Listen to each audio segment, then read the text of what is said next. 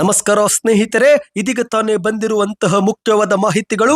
ನವದೆಹಲಿಯಲ್ಲಿ ರಾಹುಲ್ ಗಾಂಧಿ ಜೊತೆ ಮಾತುಕತೆಗೂ ಮುನ್ನವೇ ಮತ್ತೊಮ್ಮೆ ನಾನೇ 5 ವರ್ಷ ಮುಖ್ಯಮಂತ್ರಿ ಎಂದು ಮಾಧ್ಯಮಗಳ ಮುಂದೆ ಗುಡುಗಿದಂತ ಮುಖ್ಯಮಂತ್ರಿಯವರು ಮತ್ತೊಂದೆಡೆಯಲ್ಲಿ ರೈತರಿಗೆ ಮತ್ತೆ ಗುಡ್ ನ್ಯೂಸ್ ಕೊಟ್ಟ ಸರ್ಕಾರ. ಮನೆ ಬಾಗಿಲಿಗೆ ಎಲ್ಲ ದಾಖಲೆಗಳು ಬರಲಿವೆ. ನೀವು ಕೂಡ ರೈತರಾಗಿದ್ರೆ ವಿಡಿಯೋ ಪೂರ್ತಿಯಾಗಿ ನೋಡಿ. ಮತ್ತೊಂದೆಡೆಯಲ್ಲಿ ಮಾವಿನ ಹಣ್ಣು ಎಂದು ಬೈಕ್ ಮೇಲೆ ಮಹಿಳೆಯ ಶವ ಸಾಗಿಸುತ್ತಿದ್ದಂತ ವ್ಯಕ್ತಿಯನ್ನು ಬಂಧಿಸಲಾಗಿದೆ. ಏನಿದು ಮಾಹಿತಿ ನೋಡೋಣ. ಎಲ್ಲ ಮಾಹಿತಿಗಳು ಬಂದಿವೆ ಸ್ನೇಹಿತರೆ. ರಾಜ್ಯದಲ್ಲಿ ಮುಂದಿನ 5 ದಿನ ಈ ಜಿಲ್ಲೆಗಳಲ್ಲಿ ಭಾರಿ ಮಳೆ, ಯೆಲ್ಲೋ ಅಲರ್ಟ್ ಘೋಷಣೆ. ಎಲ್ಲಿವರೆಗೆ ಮಳೆಯಾಗಲಿದೆ, ಯಾವ ಜಿಲ್ಲೆಗಳಲ್ಲಿ ಮಳೆಯಾಗಲಿದೆ, ಎಲ್ಲ ಮಾಹಿತಿ ನೋಡೋಣ ಸ್ನೇಹಿತರೆ. ಮತ್ತೊಂದೆಡೆಯಲ್ಲಿ KSRTC ಪ್ರಯಾಣಿಕರಿಗೆ ಮತ್ತೆ ಗುಡ್ ನ್ಯೂಸ್ ಕೊಟ್ಟ ಸರ್ಕಾರ. ಇದೀಗ ಪ್ರಯಾಣಿಕರಿಗೆ ಕೈ ತುಂಬಾ ಹಣ ಉಳಿತಾಯ. ಏನಿದು ಮಾಹಿತಿ, ಎಲ್ಲ ಮಾಹಿತಿಗಳನ್ನು ಡೀಟೇಲ್ ಆಗಿ ನೋಡ್ತಾ ಹೋಗೋಣ. ಅದಕ್ಕಿಂತ ಮೊದಲು ನೀವು ನಮ್ಮ ಚಾನಲ್ಗೆ ಮೊದಲು ಬಾರಿ ಭೇಟಿ ಕೊಡ್ತಾ ಇದ್ರೆ ದಯವಿಟ್ಟು ಸಬ್ಸ್ಕ್ರೈಬ್ ಆಗಿ, ಪಕ್ಕದಲ್ಲಿ ಒಂದು ಗಂಟೆ ಕಾಣಿಸುತ್ತೆ, ಅದು ಕೂಡ ಒತ್ತಿ. ಇದರಿಂದ ರಾಜ್ಯದ ಮುಖ್ಯವಾದ ಮಾಹಿತಿಗಳು ನಿಮಗೆ ಸಿಗುತ್ತವೆ. ವಿಡಿಯೋಗೆ ಲೈಕ್ ಮಾಡಿ ಮತ್ತು ವಿಡಿಯೋ ಪೂರ್ತಿಯಾಗಿ ನೋಡಿ.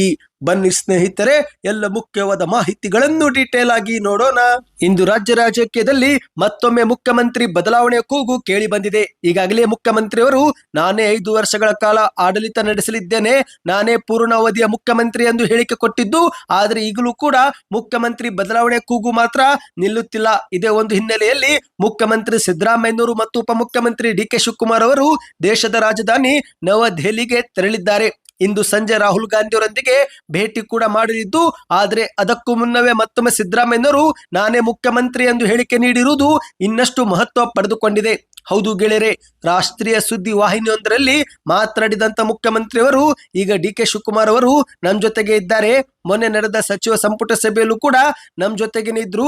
ಕೆಲವು ಶಾಸಕರು ಮಾತ್ರ DK ಶಿವಕುಮಾರ್ ಅವರು CM ಆಗಬೇಕು ಎಂಬ ಅಭಿಪ್ರಾಯ ವ್ಯಕ್ತಪಡಿಸಿದ್ದಾರೆ. ಆದರೆ ಎಲ್ಲರೂ ಕೂಡ ಮುಖ್ಯಮಂತ್ರಿ ಆಗುವುದು ಸಾಧ್ಯವಿಲ್ಲ. ನಾನೇ 5 ವರ್ಷವರೆಗೆ ಮುಖ್ಯಮಂತ್ರಿ ಆಗಿ ಆಡಳಿತ ಮಾಡುತ್ತೇನೆ ಎಂದು ಮತ್ತೊಮ್ಮೆ ಸ್ಪಷ್ಟವಾಗಿ ಹೇಳಿದ್ದಾರೆ. ಹೌದು ಸ್ನೇಹಿತರೆ, DK ಶಿವಕುಮಾರ್ ಅವರು ಕೂಡ ಒಬ್ಬ ಮುಖ್ಯಮಂತ್ರಿ ಆಕಾಂಕ್ಷಿ ಹೌದು. ಆದ್ರೆ ಈಗ ನಾನೇ 5 ವರ್ಷ ಅಧಿಕಾರ ಪೂರೈಸುವೆ, CM ಕುರ್ಚಿ ಖಾಲಿ ಇಲ್ಲ, ಇದನ್ನ DK ಶಿವಕುಮಾರ್ ಅವರೇ ಸ್ಪಷ್ಟಪಡಿಸಿದ್ದಾರೆ. ಇನ್ನು ಹೆಚ್ಚು ಶಾಸಕರು ಕೂಡ DK ಶಿವಕುಮಾರ್ ಅವರಿಗೆ ಬೆಂಬಲವೇ ಕೊಟ್ಟಿಲ್ಲ ಎಂದು ಮುಖ್ಯಮಂತ್ರಿಯವರು ಹೇಳಿದ್ದಾರೆ. ನಮ್ಮದು ಹೈಕಮಾಂಡ್ ನಿರ್ದೇಶನದ ಅನುಸಾರದ ಸರ್ಕಾರ, ಹೀಗಾಗಿ ಹೈಕಮಾಂಡ್ ಏನು ಹೇಳುತ್ತದೆಯೋ ಅದನ್ನೇ ನಾವು ಪಾಲಿಸುತ್ತೇವೆ ಎಂದು ಮಾಧ್ಯಮಗಳ ಮುಂದೆ ಗುಡುಗಿದ್ದಾರೆ. ಇನ್ನಿದೇ ನಡುವೆ ಕೆಲವು ಮಂದಿ ಶಾಸಕರು ಶಿವಕುಮಾರ್ ಅವರೇ ಮುಖ್ಯಮಂತ್ರಿ ಆಗಬೇಕು ಎಂದು ಹೇಳಿದ್ದಾರೆ ಎಂದು ಕೇಳುತ್ತಿದ್ದಂತೆ ಅದಕ್ಕೆ ಪ್ರತಿಕ್ರಿಯೆ ಕೊಟ್ಟಂತ ಸಿದ್ದರಾಮಯ್ಯನವರು, ಹೌದಪ್ಪ ಅದು ನಿಜ, ಆದ್ರೆ ಎಲ್ಲರೂ ಕೂಡ ಹೇಳ್ತಿಲ್ಲ, ಕೆಲವು ಸಂಖ್ಯೆಯಲ್ಲಿ ಶಾಸಕರು ಮಾತ್ರ ಹೇಳ್ತಿದ್ದಾರೆ. ಆದ್ರೆ ನಮ್ಮದು ಹೈಕಮಾಂಡ್ ತೀರ್ಮಾನವೇ ಅಂತಿಮ, ಅದಕ್ಕೆ ನಾನು ಕೂಡ ಬದ್ಧನಾಗಿದ್ದೇನೆ, DK ಶಿವಕುಮಾರ್ ಅವರು ಕೂಡ ಅಷ್ಟೇ ಎಂದು ಮಾಧ್ಯಮಗಳ ಮುಂದೆ ಹೇಳಿದ್ದಾರೆ. ಇನ್ನಿದೀಗ 2ನೇ ಮುಖ್ಯವಾದ ಮಾಹಿತಿಗೆ ಹೋಗೋಣ. ಅದಕ್ಕಿಂತ ಮೊದಲು ನೀವು ಕೂಡ ರೈತರಾಗಿದ್ದರೆ ಕಮೆಂಟ್ ನಲ್ಲಿ ಗುಡ್ ನ್ಯೂಸ್ ಎಂದು ಕಮೆಂಟ್ ಮಾಡಿ. ಏಕೆಂದ್ರೆ ಇದೀಗ ರೈತರಿಗೆ ಒಂದು ಸಿಹಿ ಸುದ್ದಿ ಬಂದಿದೆ. ಹೌದು, ರೈತರು ತಮ್ಮ ಜಮೀನುಗಳನ್ನು ಪೌತಿ ಮಾಡಿಸಿಕೊಳ್ಳಲು ಇನ್ನು ಮುಂದೆ ಕಂದಾಯ ಇಲಾಖೆ ಕಚೇರಿವರೆಗೂ ಅಲಿಬೇಕಾಗಿಲ್ಲ. ಏಕೆಂದ್ರೆ ಸರ್ಕಾರವೇ ಈ ಪೌತಿ ಆಂದೋಲನ ಮೂಲಕ ನಿಮ್ಮ ಮನೆ ಬಾಗಿಲಿಗೆ ಬರಲಿದೆ. ಹೌದು, ರಾಜ್ಯದಲ್ಲಿ ಮೃತಪಟ್ಟ ಜಮೀನು ಮಾಲೀಕರ ಹೆಸರಲ್ಲಿರುವ ಪಹಣಿಗಳನ್ನು ಆ ಕುಟುಂಬದ ವಾರಸುದಾರರ ಹೆಸರಿಗೆ ನೋಂದಣಿ ಮಾಡಿಕೊಡಲು ಸ್ವತಃ ಸರ್ಕಾರವೇ ಅಭಿಯಾನ ನಡೆಸುವ ಮೂಲಕ ಮನೆ ಬಾಗಿಲಿಗೆ ಬರಲಿದೆ.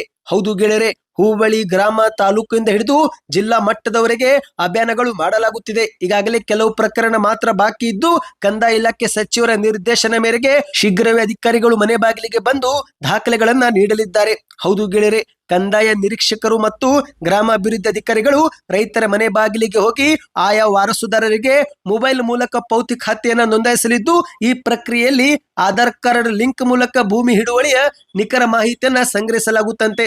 ಈಗಾಗಲೇ ಮಾಹಿತಿ ಪ್ರಕಾರ ಹಲವು ರೈತರ ಪಹಣಿಗಳನ್ನು ಹಸ್ತಾಂತರ ಮಾಡಲಾಗುತ್ತಿದೆ. ಹೌದು ಗೆಳೆಯರೆ, ಮೃತಪಟ್ಟ ಜಮೀನು ಮಾಲೀಕರ ಪಹಣಿಯನ್ನು ಆಯಾ ವಾರಸುದಾರರಿಗೆ ಹೆಸರಿನ ನೋಂದಣಿ ಮಾಡಿಕೊಡಲು ಈಗಾಗಲೇ ಆಂದೋಲನ ಆರಂಭವಾಗಿದೆ.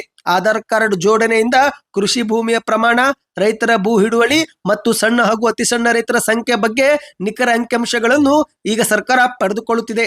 ಮರಣ ಹೊಂದಿದ ವ್ಯಕ್ತಿ ಹೆಸರಲ್ಲಿರುವ ಆಸ್ತಿಯನ್ನು ಕಾನೂನುಬದ್ಧವಾಗಿಯೇ ವಾರಸುದಾರರ ಹೆಸರಿಗೆ ಜಮೀನಿನ ಖಾತೆಯನ್ನು ವರ್ಗಾವಣೆ ಮಾಡಲು ಸರ್ಕಾರ ಮುಂದಾಗಿದೆ. ಹೌದು ಗೆಳೆಯರೆ, ಮನೆ ಬಾಗಿಲಿಗೆ ಹೋಗಿನೇ ಪೌತಿ ಖಾತೆ ಅಭಿಯಾನ ನಡೆಸುತ್ತಿರುವುದರಿಂದ ಈಗ ಎಷ್ಟೋ ರೈತರಿಗೆ ಪೌತಿ ಖಾತೆ ಮನೆ ಬಾಗಿಲಿಗೆ ಲಭ್ಯವಾಗುತ್ತಿದೆ. ನೀವು ಕೂಡ ಏನಾದರೂ ರೈತರಾಗಿ ಪೌತಿ ಖಾತೆ ಸಲುವಾಗಿ ಏನಾದರೂ ಸಮಸ್ಯೆ ಎದುರಿಸುತ್ತಿದ್ರೆ ಕಮೆಂಟ್ ನಲ್ಲಿ ನಿಮ್ಮ ಊರಿನ ಹೆಸರನ್ನು ಕಮೆಂಟ್ ಮಾಡಿ. ಇನ್ನಿದೀಗ 3ನೇ ಮುಖ್ಯವಾದ ಮಾಹಿತಿಗೆ ಹೋಗೋಣ. ಈಗ ನಡು ರಸ್ತೆಯಲ್ಲೇ ಮಾವಿನ ಹಣ್ಣು ಎಂದು ಬೈಕ್ ಮೇಲೆ ಮಹಿಳೆ ಶವ ಸಾಗಿಸುತ್ತಿದ್ದಂತ ವ್ಯಕ್ತಿಯನ್ನು ಬಂಧಿಸಲಾಗಿದೆ. ಹೌದು ಗೆಳೆಯರೆ, ಮಾವಿನ ಹಣ್ಣು ಎಂದು ಬೈಕ್ ಮೇಲೆ ವ್ಯಕ್ತಿಯೊಬ್ಬ ಮಹಿಳೆಯ ಶವ ಸಾಗಿಸಿ ಸಿಕ್ಕಿ ಬಿದ್ದಿರುವಂತಹ ಘಟನೆ ಲುಧಿಯಾನದಲ್ಲಿ ನಡೆದಿದೆ. ಪಂಜಾಬ್ನ ಲುಧಿಯಾನದಲ್ಲಿ ಇಬ್ಬರು ಬೈಕ್ನಲ್ಲಿ ತುಂಬಿದಂತ ಪ್ಲಾಸ್ಟಿಕ್ ಚೀಲವನ್ನ ಇಟ್ಟುಕೊಂಡು ಹೊರಟಿದ್ರು. ಆದರೆ ಜನರಿಗೆ ಅನುಮಾನ ಬಂದು ಪ್ರಶ್ನೆ ಮಾಡಿದ್ದಕ್ಕೆ ಏನೂ ಇಲ್ಲ ಸರ್, ಮಾವಿನ ಹಣ್ಣುಗಳಿವೆ ಎಂದು ಹೇಳಿದ್ದಾರೆ. ಬಳಿಕ ಅನುಮಾನ ಬಂದು ತೆರೆದು ನೋಡಿದಾಗ ಮಹಿಳೆಯ ಶವ ಇರುವುದು ಪತ್ತಾಗಿದೆ. ಸದ್ಯ ಇದೀಗ ಆರೋಪಿಗಳನ್ನ ಬಂಧಿಸಲಾಗಿದೆ. ಹೌದು ಗೆಳೆಯರೆ, ಮೃತದೇಹವನ್ನು ಫ್ಲೈಓವರ್ ಕೆಳಗೆ ಎಸೆಯಲು ತಂದಿದ್ದರು ಎಂದು ಹೇಳಲಾಗುತ್ತಿದೆ. ಮೋಟಾರ್ ಸೈಕಲ್ ಈಗಾಗಲೇ ವಶಪಡಿಸಿಕೊಳ್ಳಲಾಗಿದ್ದು, ಆದರೆ ಆರೋಪಿಗಳು ಮೊದಲು ಸ್ಥಳದಿಂದಲೇ ಓಡಿ ಹೋಗಿದ್ರು. ನಂತರ ಫಿರೋಜಪುರ ರೋಡ್ ಡಿವೈಡರ್ ಬಳಿ ಮತ್ತೆ ಪೊಲೀಸರು ಬಂಧಿಸುವಲ್ಲಿ ಸಫಲರಾಗಿದ್ದಾರೆ. ಹೌದು ಗೆಳೆಯರೆ, ಕೊಳೆತ ಮಾವಿನ ಹಣ್ಣುಗಳಿವೆ ಎಂದು ಮೊದಲು ಆರೋಪಿಗಳು ಹೇಳಿದ್ದರಂತೆ. ಆದರೆ ಪ್ಲಾಸ್ಟಿಕ್ ಚೀಲದೊಳಗೆ 2 ಕವರ್ ಇಟ್ಟು ಅದರಲ್ಲಿ ಶವವನ್ನ ತುಂಬಲಾಗಿತ್ತು. ಮಾಹಿತಿ ಸಿಗುತ್ತಿದ್ದಂತೆ ಪೊಲೀಸರು ಸ್ಥಳಕ್ಕೆ ಆಗಮಿಸಿ ಆರೋಪಿಗಳನ್ನು ಕಂಡು ಹಿಡಿದಿದ್ದಾರೆ ಸ್ನೇಹಿತರೆ. ಸದ್ಯ ಇದೀಗ ಫಾರೆನ್ಸಿಕ್ ತಂಡವು ಕೂಡ ಸ್ಥಳಕ್ಕೆ ತಲುಪಿದ್ದು ಮಹಿಳೆಯ ಸಾವಿಗೆ ನಿಖರ ಕಾರಣ ಎನ್ನುವ ಕುರಿತಂತೆ ವಿಚಾರಣೆ ಮಾಡಲಾಗುತ್ತಿದೆ. ಒಟ್ಟಿನಲ್ಲಿ ಇದೊಂದು ಶಾಕಿಂಗ್ ಸುದ್ದಿ ಆಗಿತ್ತು. ಇನ್ನಿದೀಗ ಮತ್ತೊಂದು ಮುಖ್ಯವಾದ ಮಾಹಿತಿಗೆ ಹೋಗೋಣ. ಈಗ ಕರ್ನಾಟಕದ ಈ ಜಿಲ್ಲೆಗಳಲ್ಲಿ ಮುಂದಿನ 5 ದಿನ ಭಾರಿ ಮಳೆ ಆಗಲಿದೆ ಅಂತೆ. ಹೌದು ಗೆಳೆಯರೆ, ಈ ಎಲ್ಲ ಜಿಲ್ಲೆಗಳಿಗೆ ಯೆಲ್ಲೋ ಅಲರ್ಟ್ ಘೋಷಣೆ ಮಾಡಲಾಗಿದೆ. ರಾಜ್ಯದಲ್ಲಿ ಮತ್ತೆ ಮಳೆ ಆರ್ಭಟ ಹೆಚ್ಚಾಗಿದೆ. ಕರಾವಳಿ ಮತ್ತು ಮಲೆನಾಡು ಜಿಲ್ಲೆಗಳಲ್ಲಿ ಮುನ್ಸೂನ್ ಚುರುಕವಾಗಿದ್ದು, ಈಗಾಗಲೇ ಮಲೆನಾಡು ಮತ್ತು ಕರಾವಳಿ ಭಾಗದ ಹಲವು ಜಿಲ್ಲೆಗಳಲ್ಲಿ ಭಾರಿ ಪ್ರಮಾಣದಲ್ಲಿ ಮಳೆ ಸುರಿಯುತ್ತಿದೆ ಮತ್ತು ಹಲವು ಅವಾಂತರಗಳು ಕೂಡ ಸೃಷ್ಟಿಯಾಗಿವೆ. ಇಂತಹ ಸಮಯದಲ್ಲಿ ಹವಾಮಾನ ಇಲಾಖೆಯು 11 ಜಿಲ್ಲೆಗಳಿಗೆ ಯೆಲ್ಲೋ ಅಲರ್ಟ್ ಘೋಷಣೆ ಮಾಡಿದೆ. ಹೌದು, ಮೊದಲಿಗೆ ಹೇಳಬೇಕಂದ್ರೆ ಕರ್ನಾಟಕದ ಕರಾವಳಿ ಜಿಲ್ಲೆಗಳಾಗಿರುವ ಈ ಜಿಲ್ಲೆಗಳಲ್ಲಿ 5 ದಿನ ಭಾರಿ ಮಳೆ ಆಗಲಿದೆ. ಹಾಗಾದ್ರೆ ಯಾವೆಲ್ಲ ಜಿಲ್ಲೆ ಅಂದ್ರೆ ದಕ್ಷಿಣ ಕನ್ನಡ, ಉಡುಪಿ, ಉತ್ತರ ಕನ್ನಡ, ಚಿಕ್ಕಮಗಳೂರು, ಕೊಡಗು ಮತ್ತು ಶಿವಮೊಗ್ಗ ಈ ಜಿಲ್ಲೆಗಳಿಗೆ ಯೆಲ್ಲೋ ಅಲರ್ಟ್ ಘೋಷಣೆ ಮಾಡಲಾಗಿದೆ. ಜುಲೈ 10 ರಿಂದ ಜುಲೈ 16ರವರೆಗೆ ಈ ಜಿಲ್ಲೆಗಳಲ್ಲಿ ಭಾರಿ ಮಳೆ ಆಗಲಿದೆ ಎಂದು ಹೇಳಲಾಗಿದೆ. ಇನ್ನು ಉಳಿದ ಜಿಲ್ಲೆಗಳಲ್ಲಿ ಸಾಧಾರಣ ಮಳೆ ಆಗಲಿದೆ ಎಂದು ಹವಾಮಾನ ಇಲಾಖೆ ಮುನ್ಸೂಚನೆ ಕೊಟ್ಟಿದೆ. ಹೌದು ಗೆಳೆಯರೆ, ರಾಜ್ಯದ 18 ಜಿಲ್ಲೆಗಳಲ್ಲಿ ಈಗಾಗಲೇ ವಾಡಿಕೆಗಿಂತ 70% ಕಡಿಮೆ ಮಳೆ ಆಗಿದ್ದು, ಇದರಲ್ಲಿ ಬೆಳಗಾವಿ, ಬೀದರ, ಧಾರವಾಡ, ಗದಗ್, ಹಾವೇರಿ, ಕೊಪ್ಪಳ, ಕಲಬುರಗಿ, ರಾಯಚೂರು, ವಿಜಯಪುರ, ಯಾದಗಿರಿ, ಬೆಂಗಳೂರು ಗ್ರಾಮಾಂತರ, ಚಾಮರಾಜನಗರ, ಚಿಕ್ಕಬಳ್ಳಾಪುರ, ಚಿತ್ರದುರ್ಗ, ದಾವಣಗೆರೆ, ಹಾಸನ, ಕೋಲಾರ, ಮಂಡ್ಯ, ಮೈಸೂರು, ರಾಮನಗರ, ತುಮಕೂರು ಮತ್ತು ವಿಜಯನಗರ ಈ ಜಿಲ್ಲೆಗಳಲ್ಲಿ ಜುಲೈ 16ರವರೆಗೆ ಸಾಧಾರಣವಾಗಿ ಮಳೆ ಆಗಲಿದೆ ಅಂತೆ. ನೀವು ಕೂಡ ಏನಾದ್ರೂ ಈ ಜಿಲ್ಲೆಯವರಾಗಿದ್ರೆ ಕಮೆಂಟ್ ನಲ್ಲಿ ಎಸ್ ಅಂತ ಕಮೆಂಟ್ ಮಾಡಿ. ಈ ಜಿಲ್ಲೆಗಳಿಗೆ ಯೆಲ್ಲೋ ಅಲರ್ಟ್ ಕೂಡ ಘೋಷಣೆ ಮಾಡಲಾಗಿದೆ ಸ್ನೇಹಿತರೆ. ಇನ್ನಿದೀಗ ಕೊನೆಯ ಮುಖ್ಯವಾದ ಮಾಹಿತಿಗೆ ಹೋಗೋಣ. ಇಂದು ರಾಜ್ಯದಲ್ಲಿ ಪುರುಷರಿಗೂ ಕೂಡ ಉಚಿತ ಬಸ್ ಸಿಗಬಹುದು ಎನ್ನುವ ಒಂದು ಆಸೆ ಮತ್ತೆ ಮುನ್ನೆಲೆಗೆ ಬಂದಿದೆ. ಹೌದು ಗೆಳೆಯರೆ, ಇತ್ತೀಚೆಗೆ ಕರ್ನಾಟಕ ಕಾಂಗ್ರೆಸ್ ಸರ್ಕಾರದ ಆರ್ಥಿಕ ಸಲಹೆಗಾರರಾಗಿರುವ ಮತ್ತು ಕಾಂಗ್ರೆಸ್ ಶಾಸಕರು ಆಗಿರುವಂತಹ ಬಸವರಾಜ ರಾಯರೆಡ್ಡಿ ಅವರು ಮುಂಬರುವ ದಿನಗಳಲ್ಲಿ ಆರ್ಥಿಕ ಪರಿಸ್ಥಿತಿ ಸುಧಾರಣೆ ಆದರೆ ಪುರುಷರಿಗೂ ಕೂಡ ಉಚಿತ ಬಸ್ ಯೋಜನೆ ಕೊಡಬೇಕು ಎನ್ನುವ ಚಿಂತನೆ ಸರ್ಕಾರದ ಮಟ್ಟದಲ್ಲಿ ನಡೀತಾ ಇದೆ ಎಂಬ ಹೇಳಿಕೆ ಕೊಟ್ಟಿದ್ರು. ಈಗ ಅದೇ ಬೆನ್ನಲ್ಲೇ ಪ್ರಯಾಣಿಕರಿಗೆ ಮತ್ತೊಂದು ಸಿಹಿ ಸುದ್ದಿ ಬಂದಿದೆ.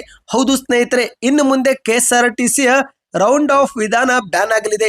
ಹೌದು, ಪ್ರತಿನಿತ್ಯ KSRTC ಬಸ್ಗಳಲ್ಲಿ ಸಂಚರಿಸುವ ಪ್ರತಿಯೊಬ್ಬರಿಗೂ ಕೂಡ ಶಾಕ್ ಆಗುವ ಮಾಹಿತಿಯೊಂದು ಹೊರಬಿದ್ದಿದೆ. ಅದೇನೆಂದ್ರೆ, ಇತ್ತೀಚೆಗೆ ಚಿಲ್ಲರೆ ಸಮಸ್ಯೆಯನ್ನು ನಿವಾರಿಸಲು ತೆಗೆದುಕೊಂಡಿರುವಂತ ಆ ಒಂದು ಯೋಜನೆ ಪರಿಣಾಮದಿಂದ ಈಗ ಬರೋಬ್ಬರಿ 1,57,00,000 ರೂಪಾಯಿ ಹಣ ಸರ್ಕಾರದ ಬೊಕ್ಕಸಕ್ಕೆ ಸೇರಿದೆ.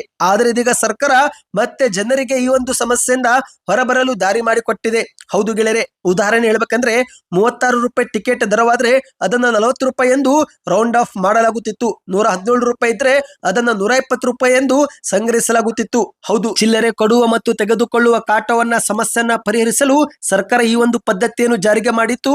ಆದರೆ ಈ ಪದ್ಧತಿಯಿಂದ ವರ್ಷಾಂತ್ಯದಲ್ಲಿ 1,57,00,000 ರೂಪಾಯಿ KSRTC ಸಂಗ್ರಹಿಸಿದೆ. ಆದರೆ ಇದು ಪ್ರಯಾಣಿಕರಿಗೆ ದೊಡ್ಡ ಹೊಡೆತವಾಗಿದೆ. ಇದರಿಂದ ಸಾರ್ವಜನಿಕರಿಂದಲೂ ಕೂಡ ಆಕ್ಷೇಪ ಉಂಟಾದ ಬೆನ್ನಲ್ಲೇ ಇದೀಗ ಸರ್ಕಾರ ಈ ಒಂದು ಪದ್ಧತಿಯನ್ನ ರದ್ದು ಮಾಡಲು ಮುಂದಾಗಿದೆ.